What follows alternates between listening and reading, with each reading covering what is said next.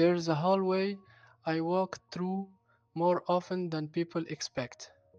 It smells like disinfectant and something older than that. Not decay, memory.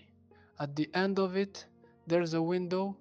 Someone is always sitting near it, not waiting for visitors, but waiting for something harder to name.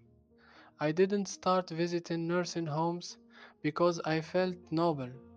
I started going because one day someone said something that unsettled me. He looked at me and said, I thought I had more time. He wasn't sick, he wasn't confused. He was clear in a way most of us aren't. That day I didn't leave with a story. I left with a question. How many things am I postponing, assuming time is patient? Since then, I keep going back, not to collect sad stories, not to expose anyone's pain, but to listen, because what people say at the end of their lives is different. It's stripped of ego, of performance, of pretending.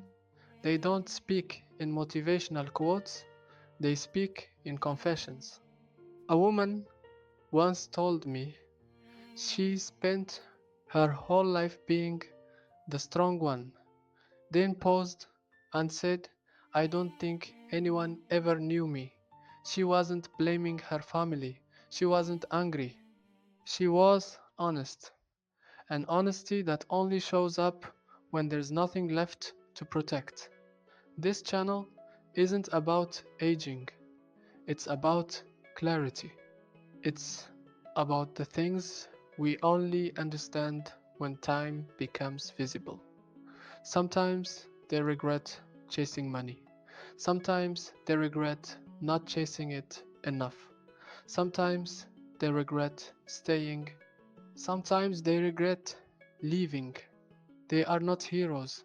They are not villains. They are human. And every conversation leaves something behind in me, a sentence, a realization, a discomfort.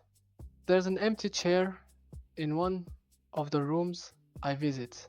It's used to belong to a man who told me, don't wait to become old to start being honest. He's gone now, but that sentence isn't. That's why this space exists. Not to judge, not to romanticize, but to listen before it's too late. If you stay here, you won't hear perfect advice. You'll hear truth, and maybe somewhere in those conversations, you'll recognize yourself.